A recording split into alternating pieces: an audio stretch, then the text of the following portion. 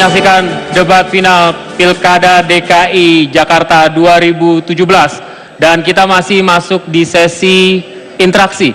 Saya berikan kesempatan sekarang untuk bertanya kepada pasangan nomor urut 1, pasangan nomor urut 2 boleh bertanya kepada pasangan nomor urut 1. Waktu Anda 1 menit dimulai dari Anda menyampaikan pertanyaan.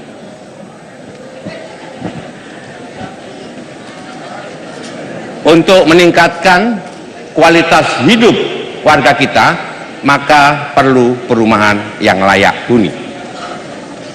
Kami mendengar bahwa ada konsep baru ketika mau menormalisasi sungai dengan cara membuat rumah apung dan menggeser rumah itu. Itu yang pertama. Bagaimana caranya? Yang kedua, membuka lapangan kerja dengan memberikan kredit dana bergulir 1 miliar yang rawan untuk dikorupsi. Sekarang untuk Bu Sylvie, sebagai kaum perempuan yang berada garis depan untuk melawan korupsi, apa langkah-langkah yang Ibu terapkan supaya tidak terjadi korupsi di dalam penyalahgunaan uang dana 1 miliar yang dikelola oleh RW itu? Terima kasih. Baik. Waktunya masih ada, tapi sudah diakhiri. Silahkan Ibu untuk menjawab atau Bapak untuk menjawab. Waktu Anda 2 menit. Ini gagal fokus nih. Pertanyaannya ditanya-tanya lagi, menanyakan sesuatu berdasarkan hoax. Tapi saya jelaskan. Saya sangat senang menjelaskan ini. Bahwa konsep rumah apung itu sudah dikenal di mana-mana di dunia. Terjadi, dilakukan.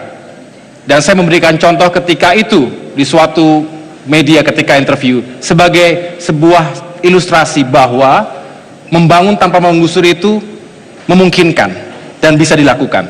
Tetapi tidak pernah dalam satu program kami berdua yang menempatkan rumah apung sebagai program unggulan Agus Silvi. Tidak pernah.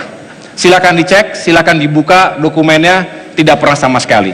Yang kami angkat adalah bagaimana menyiapkan lahan hunian yang layak untuk penduduk Jakarta, terutama mereka yang hidupnya saat ini sangat padat dan kumuh. Kami ingin mengkonversi horizontal housing, rumah yang horizontal menjadi rumah yang vertikal. Artinya, secara bertahap, tempat-tempat kumuh dan padat tersebut bisa di-upgrade, bisa diremajakan, tanpa harus menggusur mereka jauh-jauh secara paksa tanpa kompensasi. Mereka akan tetap punya lahan hunian tersebut, memiliki bukan menyewa. Kemudian juga disiapkan tempat usaha yang baik sehingga mereka tetap memiliki mata pencaharian dan dapat melakukan interaksi dengan keluarganya. Disitulah kita ingin bangun taman bermain, taman interaksi yang sehat sehingga kaum perempuan, lansia, anak-anak juga bisa hidup dengan sejahtera, jauh dari narkoba maupun kriminalitas yang lainnya. Kemudian terkait dengan bagaimana kami meyakinkan tidak terjadi korupsi, tentu kami akan tegas meyakinkan tidak ada korupsi melalui mekanisme yang akuntabel, melalui sistem. Dan sekali lagi, jangan selalu curiga dengan rakyatnya sendiri. Terima kasih, waktunya sudah habis. Saya berikan kembali kesempatan kepada Paslon 2 untuk menanggapi jawaban dari Paslon 1. Waktunya 1,5 menit, Pak, dimulai dari Anda menyampaikan jawaban. Terima kasih. Tadi salah di dalam menjawab. Yang kami tanyakan adalah perumahan yang layak huni yang berada di pinggir-pinggir sungai. Karena digeser tidak bisa. Kita ingin sungai-sungai kita seperti ini. Ini adalah fakta. Bagaimana caranya mereka yang tinggal di bantaran sungai ini kemudian kita sediakan rumah susun supaya mereka bisa meningkatkan kualitas hidupnya. Termasuk juga tadi bagaimana caranya, sistemnya, teknisnya untuk jangan sampai dana yang diterima oleh RT RW itu nanti dikorupsi. Karena ketika kami turun ke bawah, mereka bertanya kepada saya, Pak, saya takut untuk mengelola dana 1 miliar ini. Ketakutan pertama adalah kalau tidak bisa mempertanggungjawabkan uang negara itu. Yang kedua, mereka takut terjadinya konflik horizontal antara warga di RW tersebut. Sekarang bagaimana belum dijelaskan mekanismenya sehingga mereka betul-betul mampu mempertanggungjawabkan dana itu. Kemudian, bukan dalam arti kami curiga kepada warga, tidak. Kami percaya betul, tapi jangan jebak dia untuk melakukan tindak pidana korupsi. Terima kasih. Baik. Kembali ditanggapi oleh paslon 1, waktu Anda 1,5 menit, dimulai dari Anda menyampaikan jawaban. Orang bijak mengatakan, memang kalau sudah karakter susah untuk dirubah. Kalau memang karakternya selalu mencurigai rakyatnya, sampai kapanpun akan begitu. Rakyat, dimanapun Anda berada, Anda melihat, bisa membandingkan. Bagaimana Anda yang punya inisiatif, keinginan membangun lingkungan Anda sendiri, dengan jerih payah sendiri, kemudian dicurigai pasti akan melakukan korupsi. Saya tidak mendengar sama sekali. Saya bertemu dengan puluhan ribu RT RW di Jakarta, dan semua mengatakan kami sangat mengapresiasi program yang diusung oleh paslon 1 untuk pemberdayaan komunitas 1 RW 1 miliar rupiah per tahun. Mereka mendamba-dambakan itu, mereka merindukan itu, karena selama ini tidak pernah didengar, tidak pernah diperhatikan oleh pemerintahnya sendiri. Bahkan mereka dicurigai, mereka ketakutan, betul takut, tetapi takut dimaki-maki oleh pemimpinnya, bukan takut tidak bisa merealisasikan program tersebut. Sehingga tentu tidak beralasan, dan sekali lagi kami bertemu dengan puluhan ribu RT RW setiap saat, dimanapun berada, mereka mendambakan, dan untuk itu pula kami menyahami, karena program kami itu sangat dinanti, tentunya akan banyak diserang, terutama oleh paslon nomor 2. Saya paham, karena ini adalah kebutuhan rakyat, dan kami akan tetap firm untuk meyakinkan itu terjadi. Terima kasih. Pasangan nomor urut 2 dan 1 atas interaksinya. Sekarang saya berikan. Baik, kita lanjutkan. Sepakat kita lanjutkan. Sekarang kita berikan kesempatan kepada pasangan nomor urut 3. Mohon tenang. Mohon tenang. Mohon tenang. Mohon tenang. Terima kasih. Pasangan nomor urut 3 untuk menyampaikan pertanyaan kepada pasangan calon 2. Waktu Anda untuk bertanya, Pak, 1,5 menit. Dimulai dari Anda menanyakannya.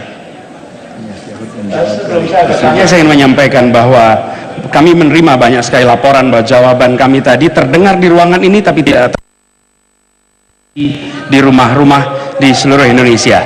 Kami berharap ini bisa diluruskan, karena jawaban tadi penting sekali untuk dipahami oleh warga Jakarta yang berkepentingan atas kebijakan 5 tahun yang akan datang.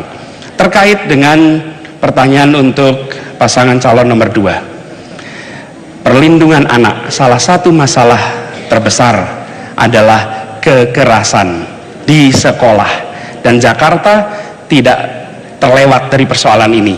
84% anak-anak pernah mengalami kekerasan di sekolah. Karena itu kami ingin mendengar dari pasangan calon nomor 2, apa langkah-langkah untuk menyelesaikan kekerasan yang terjadi di sekolah. Terima kasih. Ada tambahan? Cukup? Oke, kami persilakan pasangan nomor 2 untuk menjawab pertanyaan yang dilontarkan oleh pasangan nomor 3. Waktu Anda 2 menit, Pak, dimulai Anda menjawab. Ya, sebetulnya sudah kami lakukan. Kalau Anda melakukan kekerasan, bullying, maka Anda pasti dikeluarkan dari sekolah negeri. Waktu itu banyak yang protes. Makanya sekarang kita lihat di Jakarta kekerasan berantem massal itu turun. Kenapa? Orang bertanya saya, kenapa kamu begitu tega? Bukan tega, karena ini pengalaman. Adik perempuan saya, anak perempuan bapak saya satu-satunya, di kampung kelas 3 SD berantem massal. Padahal zaman itu guru-guru dibiayai, dibantu dari bapak saya secara pribadi. Lalu seorang guru bernama Ibu Bondet masih hidup sampai hari ini, 80-an, baru kentak umrohkan tahun lalu. Beliau mengatakan seluruh kelas tidak boleh naik kelas. Bapak saya protes, tapi ibu saya mengatakan tidak bisa. Inilah disiplin. Maka adik saya dan satu kelas tidak naik kelas 1 tahun. Tapi akibatnya apa? Adik saya ini bisa masuk ke SMA Negeri 1 Budi Utomo di Jakarta, lalu bisa masuk di UI, lalu bisa lulus juga cum laude di Melbourne. Coba kalau waktu itu dibiarkan anak ini tidak dikenakan sanksi, Tentu adik saya berbeda, dan sekarang berbeda semua nasibnya.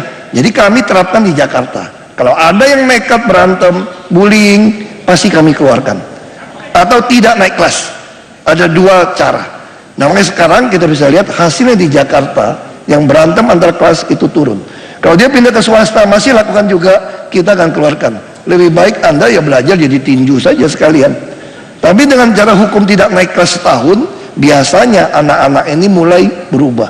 Jadi sanksi yang mendidik sebagai orang tua harus kita lakukan, karena kita adalah orang tua pada semua warga DKI. Terima kasih. Baik.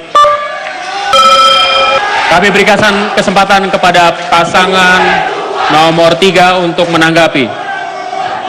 Ya. Cukup. Terima kasih. Kekerasan itu ada dua, ada verbal dan ada fisik. Fisik ada 8 jenis kekerasan. Pak Basuki, mengeluarkan anak dari sekolah sama seperti kalau anak kita nakal kita berhentikan dari anak, nggak bisa. Mereka tetap anak kita, tidak dikeluarkan dari sekolah. Justru mereka harus lebih banyak dididik. Dan yang tadi diceritakan bukan penanggulangan.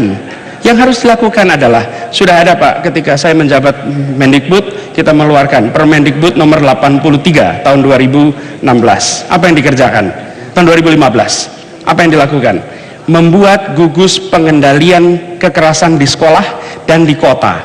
Dan gugus ini terdiri dari guru, orang tua, ahli psikologi, tokoh masyarakat, tokoh pendidikan, menangani di level sekolah dan menangani di level kota, sehingga pola kekerasan itu ditangani secara sistematis. Hari ini kekerasan itu dua ekstrim. Satu dipandang sebagai masalah pribadi anak dan lingkungan, lalu minta tolong waktu menyelesaikan, atau dianggap sebagai masalah hukum dibawa ke polisi. Sementara yang kita harus lakukan adalah menginstitusikan solusi. Solusi pengendalian, ada gugus di level sekolah, ada gugus di level kota. Lalu ini didanai oleh dana Pemda. Tugasnya apa? Memantau potensi kekerasan, kemudian mengendalikan bila terjadi, dan yang tidak kalah penting, memberi sanksi bila ada masalah. Otoritasnya dari mana? Dari Pemda. Makasih. Baik, terima kasih. Kembali saya berikan kesempatan kepada pasangan nomor 2 untuk menanggapi pasangan nomor 3. Waktu Anda 1,5 menit, Pak.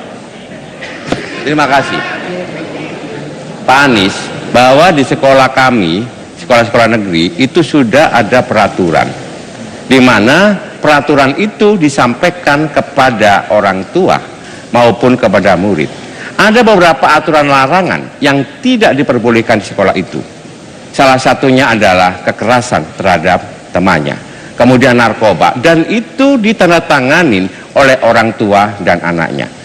Ketika terjadi kekerasan dalam sekolah itu, tentu saja dipanggil, kemudian diberikan pemahaman dan sekaligus surat pernyataan itu, sehingga kepada yang bersangkutan disarankan untuk pindah sekolah. Termasuk juga kalau itu menyangkut masalah persoalan hukum, kami sampai membebaskan mereka yang tersangkut masalah hukum demi melindungi mereka. Cara-cara pencegahan juga kita lakukan dengan melalui pemberdayaan guru-guru kami dengan memperhatikan setiap siswa di sekolahnya. Kemudian menggabungkan beberapa sekolah yang seringkali bentrok satu sama lain. Dengan cara seperti itu, anak-anak kita aman dari tindak kekerasan terhadap temannya sendiri maupun yang dilakukan oleh orang lain ataupun guru. Konsekuensinya adalah para guru-guru ini dididik betul dan diberikan gaji yang cukup untuk bisa mengawasi anak-anaknya supaya tidak melakukan kekerasan di sekolah. Terima kasih. Baik, terima kasih pasangan nomor 3 dan pasangan nomor 2. Mohon tenang. Iya, terima kasih. Terima kasih atas kerjasamanya. Saya berikan kesempatan sekarang pasangan nomor urut 1 untuk bertanya ke pasangan nomor 3. Waktu bertanya 1 menit. Terima kasih Pak Anies. Kalau kita bicara masalah penanganan kependudukan dan peningkatan kualitas hidup masyarakat Jakarta, rasanya kita perlu konsisten dalam sikap, tindakan, dan hal-hal lainnya agar ini berjalan dan tidak membuat masalah baru. Barangkali pertanyaannya adalah bagaimana Pak Anies kalau menjadi gubernur menyikapi masalah karakter inkonsistensi dalam bersikap, tentu saja dengan latar belakang karakter Pak Anies sendiri, bagaimana agar tidak timbul permasalahan baru bagi Jakarta. Baik, cukup Ibu. Terima kasih. Saya berikan kesempatan kepada pasangan nomor urut 3 untuk menjawab pertanyaan yang disampaikan oleh paslon 1. Durasi untuk menjawab 2 menit, dimulai dari Anda menyampaikan jawaban, Pak. Ketika kita berbicara tentang kepentingan publik, maka nomor 1, perencanaan dibuat dengan baik, dan ini melibatkan semua stakeholder. Perencanaan, lalu perencanaannya dibuat transparan. Dengan perencanaan yang dibuat transparan, maka seluruh warga akan mengetahui. Lalu dalam implementasinya, lagi-lagi pelaksanaannya dibuat transparan. Era sekarang sudah bukan lagi sekedar good governance, tapi justru era di mana kita melakukan open government, di mana melibatkan pada semuanya. Begitu kita melibatkan semua, maka konsistensi di dalam pengambilan kebijakan bisa dibuat. Ini kami lakukan ketika saya memimpin Kemdikbud. Maka ketika kita menyusun rencana, kami undang stakeholder untuk terlibat. Di sini bedanya ketika melibatkan masyarakat itu adalah 4 level. Yang pertama, sosialisasi, program disiapkan sosialisasi. Yang kedua, dilakukan konsultasi, lebih baik warga diminta pendapatnya. Yang ketiga, partisipasi, warga diminta untuk berpartisipasi, masyarakat negara berbuat. Yang keempat, kolaborasi, yang kami lakukan dengan pola kolaborasi.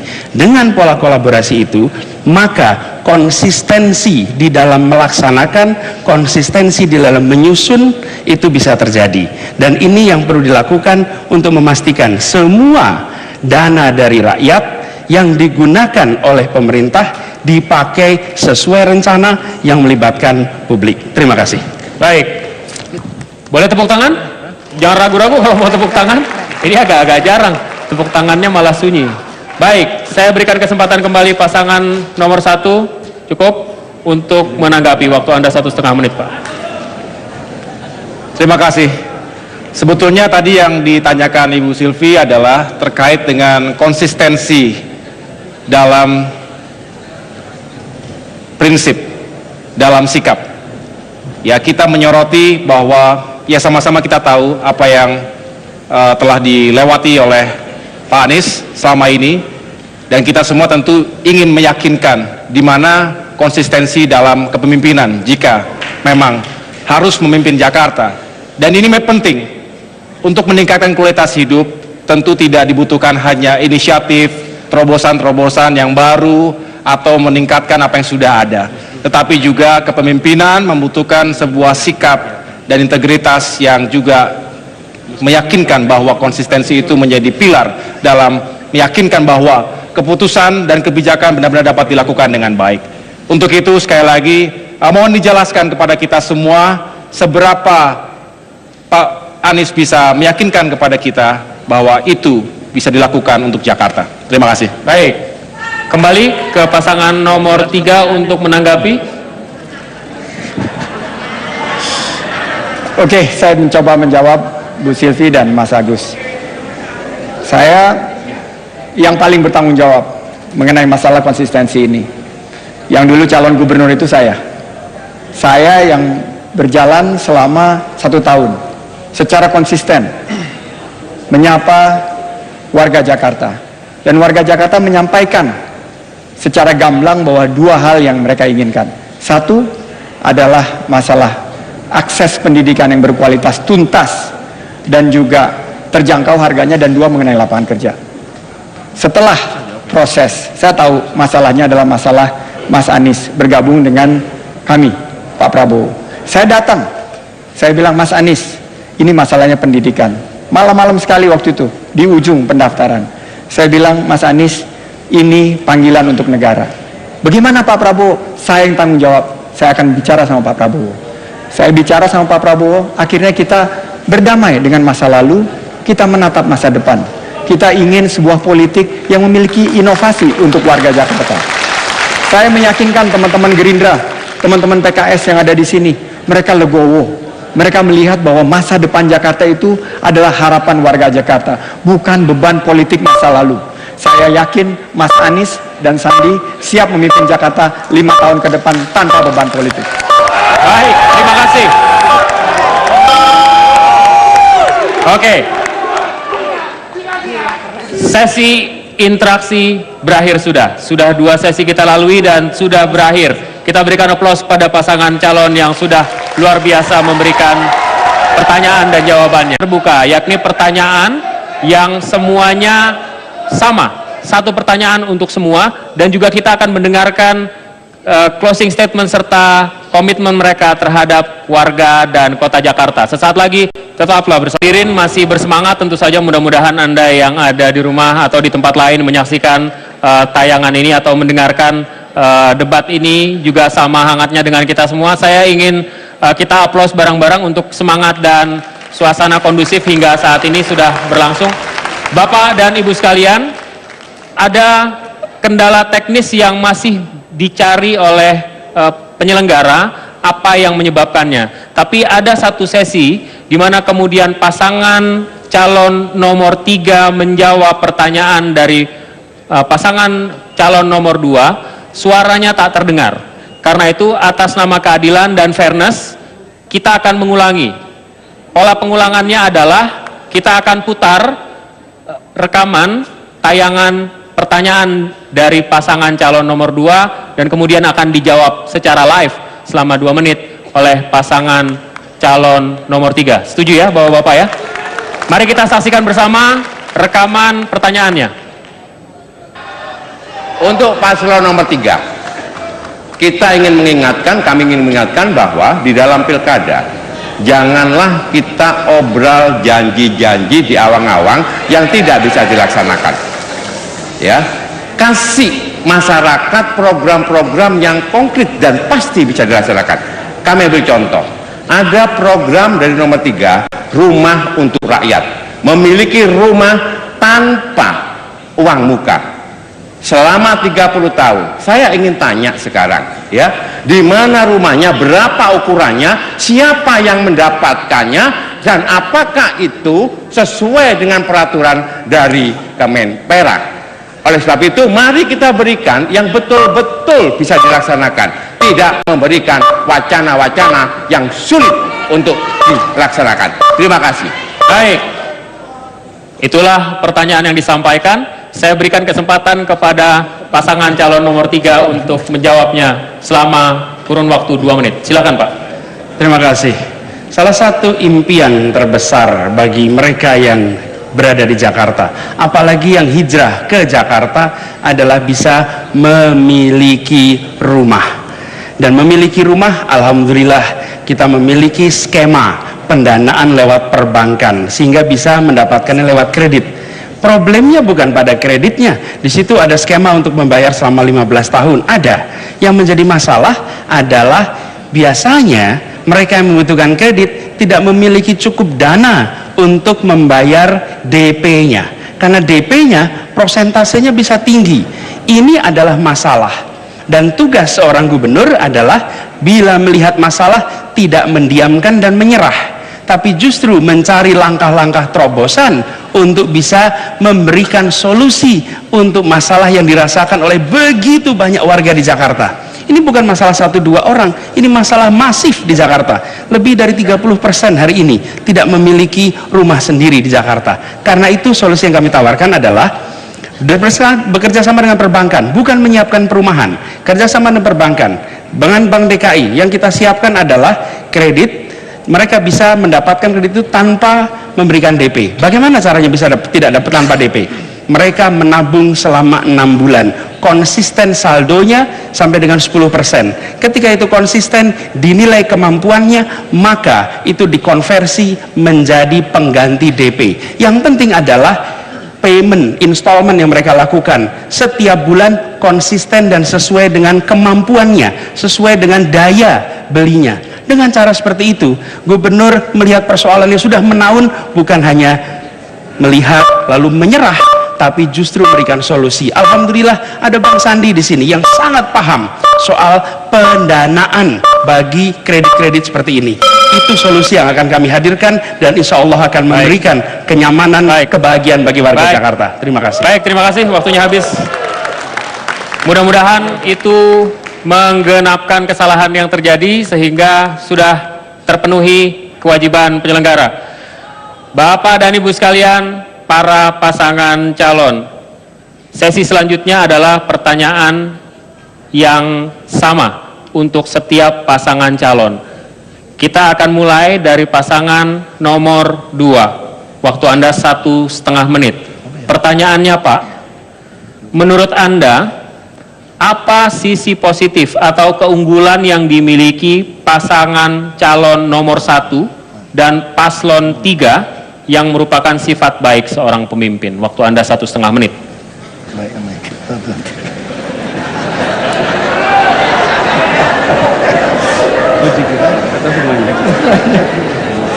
Terima kasih. Untuk paslon nomor 1, mereka berani menyampaikan sesuatu meskipun secara lapangan, aksi di lapangan itu sulit dilaksanakan, tapi yakin banget, dan saya mengapresiasi. Sebetulnya kami menunggu-nunggu mana yang bisa menyempurnakan program-program yang kami kerjakan. Untuk paslon nomor 2 itu lebih hebat lagi, ya, pandai membuat satu opini di awang-awang, tetapi bukti-buktinya susah. Saya ambil contoh, maaf Pak Anies pernah jadi menteri, ya, menjadi menteri diberhentikan karena tidak cepat untuk mengeksekusi program yang sudah digariskan oleh kabinet. Tetapi yang kami ambil petik dari Pak Anies adalah kesabarannya, kesantunannya. Pak Sandi juga seperti itu. Ada kesabaran, kesantunan yang ditularkan kepada kami dan kemudian itu mendidik kami untuk berubah karena hidup itu belajar. Serta kami juga sangat mengapresiasi kedua pasangan untuk menciptakan pilkada yang damai, yang sejuk, yang hormat menghormati satu sama lain karena Jakarta adalah rumah kita bersama. Terima kasih. Baik. Kita lanjutkan ke paslon 3. Waktu Anda 1,5 menit. Jawab pertanyaannya sama. Menurut Anda apa sisi positif atau keunggulan paslon 1 dan 2 yang merupakan sifat baik seorang pemimpin? Silakan. Terima kasih. Pertanyaan ini baik, tapi saya dan kami ingin menggarisbawahi bahwa pilkada ini bukan tentang Anies, bukan tentang Sandi, bukan tentang Agus, bukan tentang Silvi, bukan tentang Basuki, tentang Jarot. Ini tentang warga Jakarta. Jadi bukan kaminya yang penting. Justru ini tentu melihat kepemimpinan ini baik-baik saja, tapi kami ingin garis bawahi, kami hadir di sini mungkin berbeda-beda, tapi tujuan kita adalah Jakarta yang warganya merasakan kemajuan, merasakan kebahagiaan di situ. Memang kalau dibandingkan tentu bisa, misalnya saya di antara 3 calon kekayaan paling rendah, paling tinggi Pak Basuki, kemudian Pak Agus, baru saya. Tapi untungnya wakil saya lumayan kaya, bisa begitu. Atau disebutkan juga misalnya Pak Agus itu gagah, ganteng, bisa berenang jauh. Alhamdulillah wakil saya melengkapi ini, bisa berenang jauh, ganteng juga, not bad, gitu kan. Artinya kalau sekedar membanding-bandingkan tentu kita bisa bandingkan itu. Saya malah melihat pasangan kami mencoba mengisi. Saya selalu sebut Bang Sandi ini seperti Utsman bin Affan, orang yang cukup sudah kaya, sudah selesai, lalu sekarang menghibahkan hidupnya hijrah ke dalam dunia politik. Beliau sering sebut saya seperti Umar bin Abu Bakar As-Siddiq. Tapi saya sampaikan pada kita berdua ini bukan tentang kita, ini tentang Jakarta, ini tentang kemajuan warga Jakarta, kebahagiaan warga Jakarta, dan kita akan konsisten di sana. Terima kasih. Baik, terima kasih. Saatnya saya berikan kesempatan kepada pasangan calon nomor 1. Mohon tenang. Terima kasih. Menurut Anda apa sisi positif atau keunggulan yang dimiliki paslon 2 dan 3 yang merupakan sifat baik seorang pemimpin? Waktu Anda 1,5 menit, Pak. Silakan, Ibu. Saya harus menjawab pertanyaan spesifik tadi supaya clear semuanya. Yang jelas kalau ditanya apa kelebihan pasangan calon nomor 2, saya menjawabnya Pak Basuki lugas menyampaikan apa yang dipikirkan, tetapi tentunya harus bisa dibedakan antara tegas dengan kasar. Dan disinilah yang ingin menjadi pembeda bagi saya. Tegas tidak harus kasar, tegas tidak harus beringas, tetapi tegas itu adalah tetap beretika dan berdasarkan undang-undang yang berlaku. Oleh karena itu, tentu dari sisi positif tadi, andaikan saja dilakukan dengan cara-cara dan tujuan yang baik, mungkin baik, tetapi sayangnya itu dilakukan secara semena-mena, sehingga akhirnya masyarakatlah yang menilai. Semua masyarakat bisa menilai. Pak Anies adalah seorang yang pandai berkata-kata tentunya, dengan teori dan lain sebagainya, tetapi saya sampai dengan hari ini masih mempertanyakan integritas dan konsistensi beliau sebagai pemimpin. Dan tentunya kami berdua hadir sebagai alternatif pemimpin baru di Jakarta.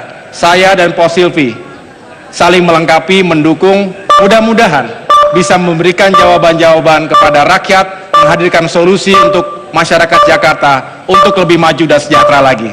Terima kasih. Baik, terima kasih.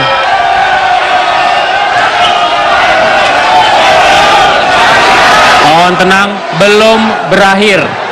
Ini belum berakhir. Masih ada. Mohon tenang. Iya, mohon tenang. Terima kasih.